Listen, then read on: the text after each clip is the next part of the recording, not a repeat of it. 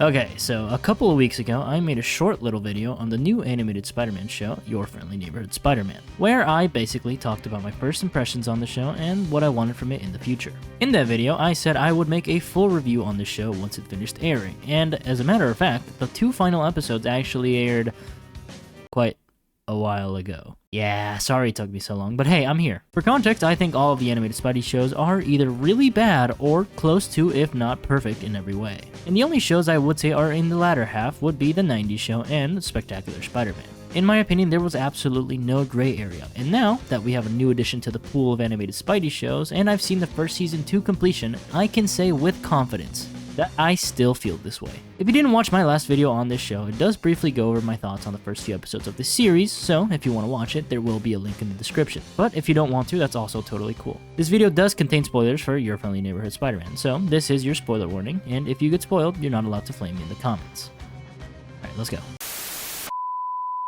In my last video, I mentioned that the thing that makes or breaks a Spidey show for me is Peter's relationship with the rest of the cast. The first few episodes set a great foundation, and I'm glad to say that it only got better from there. Everyone knew Norman was going to be a big part of the show from the very beginning, but I really didn't expect him to play an MCU Tony Stark-esque role for Peter. He found out about Pete's secret identity very early on, and I'm talking like episode 3 or 4 early. From there on, he was pretty much always there for Pete, helping him out with Spidey stuff like making his suit, or helping him during fights as his guy in the chair. But of course, this is Norman Osborn we're talking about. So of course, throughout all these great things he was doing, you could clearly see he had ulterior motives. He turned the great responsibility speech into something more twisted and sinister, which I thought was pretty cool. He started recreating radioactive spiders with Peter's blood after he got beat up by Scorpion, and of course, we get a bit of foreshadowing for what's to come, if you know what I'm saying. It wasn't until the last episode where Peter kind of starts to see that Norman isn't as great as he thought he was, but I think we still have our ways to go before they fully start not liking each other.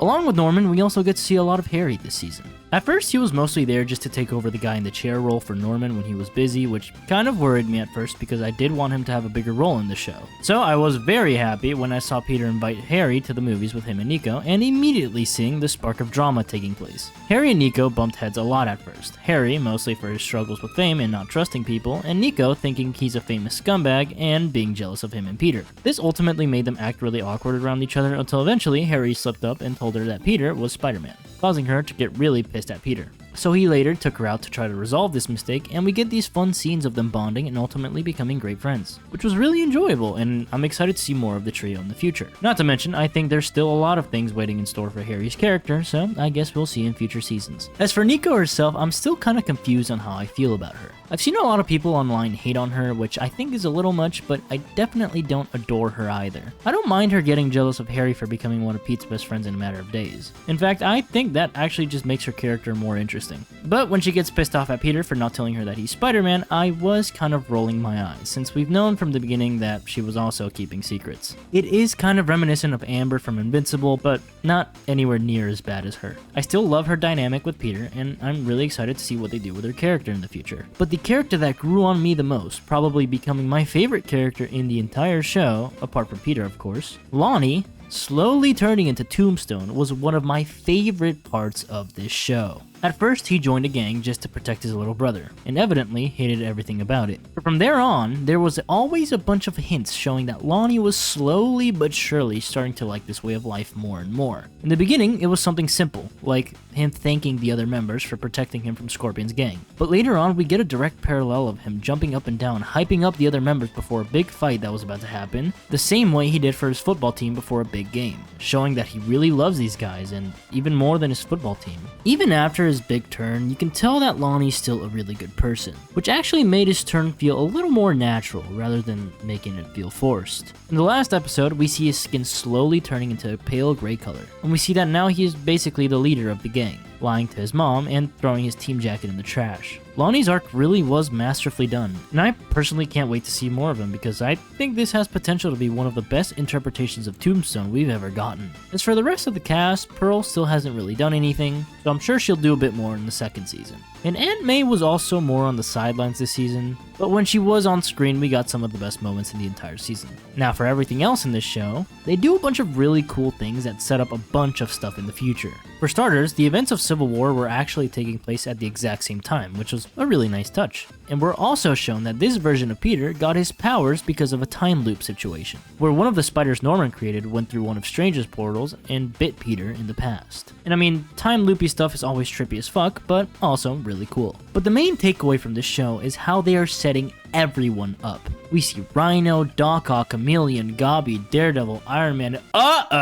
There is a lot more, trust me, I know I left out a bunch, and while their designs are literally perfect, and it does really excite me for the future seasons because of how cool it all is, it does also give me my first negative about the show. In the last episodes, they kind of just fly by all of this super fast, which again, leaves you super excited for the future, but also wanting more, if you know what I mean. I wish they took a little more time to show everything throughout the season rather than just jam-packing everything into the final few episodes. But to be honest, that isn't too big of a deal. Now, you may have noticed that I haven't talked about Peter this entire time, when usually he's the first thing I will talk about. And before you freak out, I do think he is great in this show.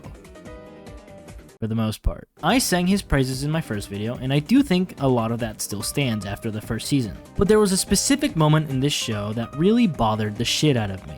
I'm talking about his fight with Scorpion in episode 9. A lot of people love this episode because we get to see a bunch of cool stuff in it. But funnily enough, it's probably my least favorite episode, purely because of the moment where Peter is about to kill Scorpion. Basically, Peter was fighting Scorpion side by side with Lonnie when he got a bunch of pipes dropped on him. And so Peter thought he died and started crashing out on Scorpion.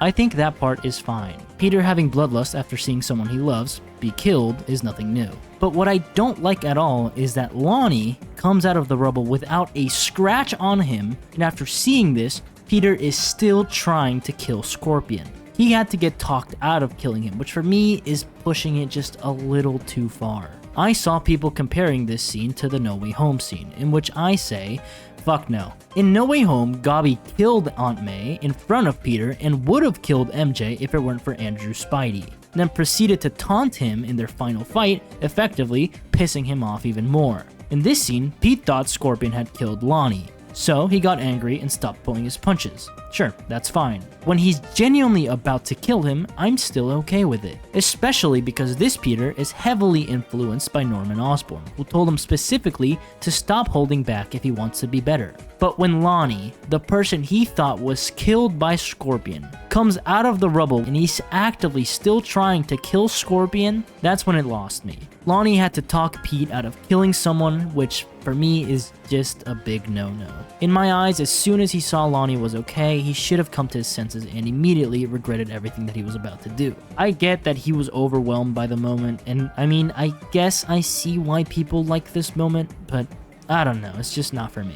But hey, seeing this Peter in a symbiote suit will go pretty hard. Apart from that, my only other issue would be the animation, which continued to look very stiff most of the time. Oddly enough, there were moments where it looked a lot better, but for the most part, I didn't like the way it looked too much. Overall, I really do love this show, and I'm really excited to see what they do with it in the future. Spectacular is in a league of its own, but I do think this show isn't too far off of the 90s show. It still has its ways to go, but all around, I'm really happy to see a new Spidey animated series, a good one that is, be added to the roster. With that being said, I am giving your friendly neighborhood Spider-Man an 8.5 out of 10. I really wanted to give it a 9, but that moment during episode 9 still bothers me a lot. Anyways, thanks for watching. If you enjoyed, feel free to check out some of my other videos. It would help me out a lot. The season finale for Invincible isn't too far off, so be on the lookout for that video. Anyway, thanks again for watching, and I'll see you soon. See ya.